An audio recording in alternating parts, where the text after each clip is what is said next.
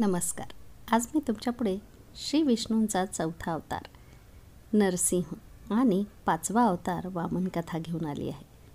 हिंदू धर्मग्रंथानुसार नरसिंह अवतार हा भगवान श्री विष्णूंचा चौथा अवतार आहे, जो वैशाख शुक्ल पक्षाच्या चतुर्दशीला प्रकट झाला होता. पृथ्वीच्या उद्धाराच्या वेळी देवाने वराह अवतार धारण करून हिरण्याक्षचा वध केला. त्याचा मोठा भाऊ हिरण्यकश्यप खूप संतापला आणि त्याने कठीण तपश्चर्या करून ब्रह्मदेवांकडून वरदान मिळवले होते की त्याला कोणत्याही मनुष्याद्वारे किंवा कोणत्याही प्राण्याद्वारे मारले जाऊ शकत नाही. त्याला दिवसा मारता येत नाही, रात्री मारता येत नाही, जमिनीवर किंवा आकाशातही मारता येत नाही. या वरदानाच्या प्रभावाखाली असल्याने तो अहंकारी झाला. त्यानंतर त्याने इंद्रदेवाचे राज्य हिसकावून घेतले आणि तिन्ही लोकांमध्ये राहणाऱ्या लोकांचा छळ सुरू केला. त्याने घोषित केले की मी या संपूर्ण जगाचा देव आहे आणि प्रत्येकाने माझी पूजा करावी. लोकपालांना मारहाण करून पळवून लावले. एके दिवशी राक्षस राजा हिरण्यकश्यपने त्याच्या 4 मुलांपैकी सर्वात लहान असलेल्या प्रल्हादला उत्स्फूर्तपणे विचारले, बेटा, तुला काय आवडतं? प्रल्हाद म्हणाला, या खोट्या सुखांचा त्याग करून वनात श्रीहरींची पूजा करा. बाल प्रल्हादचे उत्तर स्पष्ट होते. प्रल्हादचे हे उत्तर ऐकून हिरण्यकश्यपूला खूप राग आला, कारण राक्षस राजा तपश्चर्या करत असताना देवांनी राक्षसांवर हल्ला केला. त्यावेळी सगळेच पळू लागले होते. त्यांच्यातच हिरण्यकश्यपूची पत्नी कयाधू देखील होती. पण देवर्षी नारदनी कयाधूला वाचवले. जर देवर्षी नारदांनी कयाधूला वाचवले नसते तर राक्षस राजाची पत्नी कयाधू पकडली गेली असती. देवऋषींनी कयाधूला त्यांच्या आश्रमात आश्रय दिला. त्यावेळी प्रल्हाद गर्भात होता. तिथून देवर्षींच्या शिकवणीचा त्याच्यावर प्रभाव पडला आहे. म्हणून त्याने प्रल्हादला आता तुम्ही नीट शिकवा असे म्हणत त्याने आपल्या मुलाला शुक्राचार्यांचे पुत्र शंद आणि अमर्ककडे पाठवले. दोन्ही गुरूंनी प्रयत्न केले. हुशार मुलाला अर्थशास्त्र, धर्म आणि कामाचे योग्य शिक्षण मिळाले. पण वडिलांनी त्यांना पुन्हा विचारले असता त्यांनी सांगितले की श्रवण, कीर्तन, स्मरण, पायी सेवा, उपासना, वंदन, दास्य, सख्य आणि आत्मप्रार्थना या 9 भक्ती सर्वोत्तम आहे. हे ऐकताच संतप्त राक्षस राजाने आज्ञा केली, त्याला मारा. तो माझ्या शत्रूबद्दल पक्षपाती आहे. राक्षसांनी हल्ला केला तर भाले वाकले, तलवारी तुटल्या, त्रिशूळ वाकडे झाले, पण ते कोमल बाळ अबाधित राहिले. राक्षस हैराण परेशान झाले. नंतर प्रल्हादला विष दिले गेले, पण त्याला विषबाधा झाली नाही, तर ते अमृतासारखं वाटत होते. व नंतर प्रल्हाद जवळ साप सोडण्यात आले आणि ते फणा उंचावून नाचू लागले. गजराजाने त्याला उचलून आपल्या डोक्यावर बसवले. डोंगरावरून खाली फेकल्यावर तो तसाच अलगद उभा राहिला, जणू काही तो अंथरुणातून उठला होता. समुद्रात दगड बांधून फेकल्यावर 2 क्षणांनी तो परत वर आला. नंतर त्याला चितेवर झोपवण्यात आले. तेव्हा तीव्र उष्णतेमध्ये त्याला ज्वाळा थंड वाटत होत्या. जेव्हा गुरुपुत्रांनी त्याला मारण्यासाठी मंत्राच्या सामर्थ्याने कृत निर्माण केले, तेव्हा गुरूंचे पुत्र निर्जीव झाले. तिथे प्रल्हादने सर्व मुलांना भगवंताची भक्ती शिकवायला सुरुवात केली. घाबरलेल्या गुरुपुत्रांनी दैत्यराजला प्रार्थना केली, हे मूल सर्व मुलांना स्वतःचाच धडा शिकवत आहे.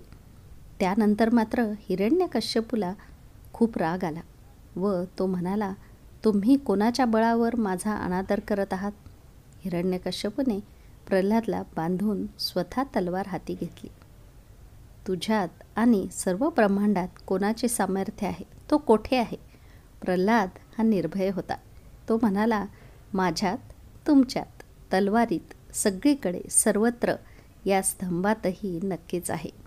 प्रल्हादचे हे बोलणे ऐकताच हिरण्यकश्यपने स्तंभावर प्रहार केला. त्याला आणि सर्व लोकांना धक्काच बसला. स्तंभातून भयंकर गर्जना झाली. काही क्षणानंतर हिरण्यकश्यपूने पाहिले की संपूर्ण शरीर मनुष्याचे आहे आणि चेहरा मात्र सिंहाचा आहे.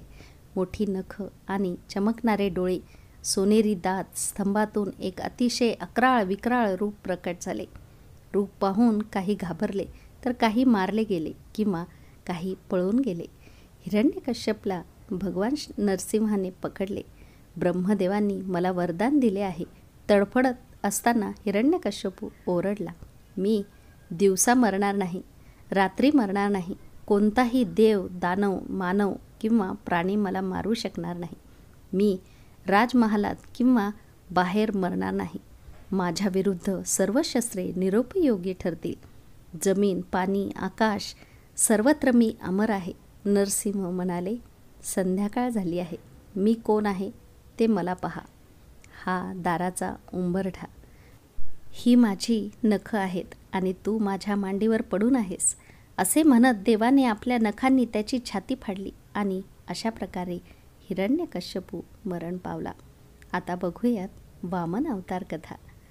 हिंदू धर्मग्रंथानुसार वामन अवतार हा भगवान श्री विष्णूंचा 5वा अवतार आहे, जो भाद्रपद महिन्यातील शुक्ल पक्षाच्या द्वादशीला प्रकट झाला होता. वामन अवताराची कथा. श्रीहरी ज्याला आशीर्वाद देतो तो बलवान असतो. त्यांच्या कृपेनेच देवांनी अमृत प्याले. त्यांच्या कृपेने इंद्रदेव राक्षसांविरुद्धच्या युद्धात विजयी होता. पराभूत असुर, मृत व जखमींना घेऊन अस्ताचलला गेले. इंद्राच्या वज्राने असुरराज बळीचा मृत्यू झाला होता. शुक्राचार्यांनी आपल्या संजीवनी विद्येने बळीराजा आणि इतर राक्षसांना जिवंत आणि निरोगी केले. आचार्यांच्या कृपेने राजा बळीला जीवन प्राप्त झाले होते. त्यांनी खऱ्या मनाने आचार्यांच्या सेवेत स्वतःला झोकून दिले. शुक्राचार्य प्रसन्न झाले. त्यांनी यज्ञ केला. अग्नीतून दिव्य रथ, अविनाशी सिंहासन, अभेद्य कवच प्रकट झाले. राक्षसी सैन्याने स्वर्गावर हल्ला केला. इंद्रदेवांना लगेच समजले की यावेळी देवांना या सैन्याचा सामना करता येणार नाही. देवगुरूंच्या आज्ञेवरून देव स्वर्ग सोडून पळून गेले. स्वर्गावर असुरांचा राज्य आलं. शुक्राचार्यांनी बळीचे इंद्रत्व स्थिर करण्यासाठी अश्वमेध यज्ञ करण्यास सुरुवात केली. 100 अश्वमेध यज्ञ केल्याने तुम्ही नियमानुसार इंद्र व्हाल. मग तुम्हाला कोण काढू शकेल? आता बघूयात वामन जन्मकथा. वामन हे देवी अदिती आणि महर्षी कश्यप पुत्र होते. एके दिवशी अदिती देवी खूप दुःखी होती. तिने आपले पती महर्षी कश्यप यांना प्रार्थना केली, स्वामी, माझी मुले नुसती इकडे तिकडे फिरत आहेत. महर्षींना एकच उपाय माहीत होता, भगवंताचा आश्रय, त्या परमात्म्याची उपासना. देवी अदितीने फाल्गुन शुक्ल पक्षात 12 दिवस उपवास करून देवाची पूजा केली. परमेश्वरांचे दर्शन झाले. देवी अदितीला वरदान मिळाले. तिच्या गर्भातून देव प्रकट झाला. देवी अदितीच्या गर्भातून शंख, चक्र, गदा आणि कमळ असलेले चतुर्भुज भगवान वामन यांचा जन्म झाला. भगवान वामन मोठे झाले. महर्षी कश्यप यांनी ऋषीमुनींसह त्यांचा उपनयन सोहळा पार पाडला. भगवान वामन हे नंतर ब्रह्मचारी झाले. भगवान वामन वडिलांची परवानगी घेऊन बळीच्या ठिकाणी गेले. असुरेंद्र बळीला नर्मदेच्या उत्तर तीरावर अश्वमेध यज्ञात दीक्षा देण्यात आली. हा त्यांचा शेवटचा अश्वमेध होता. तिथेच छत्र, पलाश, काठी आणि कमंडलू यांनी सशस्त्र आणि अग्नीसारखे तेजस्वी वामन ब्रह्मचारी तेथे आले. बळी, शुक्राचार्य, ऋषी सर्वजण त्या तेजाने भारावून उठून उभे राहिले. राजा बळीने त्यांचे पाय धुतले, त्यांची पूजा केली आणि त्यांना जे हवे असेल ते मिळेल अशी प्रार्थना केली. बळी राजा दानधर्म करणारा राजा होता. बळीच्या शौर्याचे, औदार्याचे कौतुक करून भगवान वामनने सांगितले, मला माझ्या पायाने 3 पावलं जमीन हवी आहे. त्यानंतर राजा बळीने आणखी काही मागण्याची आग्रहाची विनंती केली, पण भगवान वामनने त्याला काय हवे तेच सांगितले होते. शुक्राचार्यांनी सावध केले की हे साक्षात श्री विष्णू आहेत. त्यांच्या फसवणुकीला बळी पडलात तर सर्व काही नष्ट होईल असे स्पष्ट केले. हे कोणीही असो, प्रल्हादांचा नातू, ते एकदा वचन देऊन परत नकार देत नाही. यज्ञ स्थिर राहिला. आचार्यांनी बळीराजाला त्याच्या संपत्तीचा नाश होईल असा शाप दिला. बळीराजाने जमीन दान करण्याचा संकल्प केला आणि भगवान वामनचे विशाल रूप प्रकट झाले. त्यांनी एक पाऊल पृथ्वी, दुसरे पाऊल स्वर्ग आणि संपूर्ण आकाश आपल्या शरीराने व्यापले.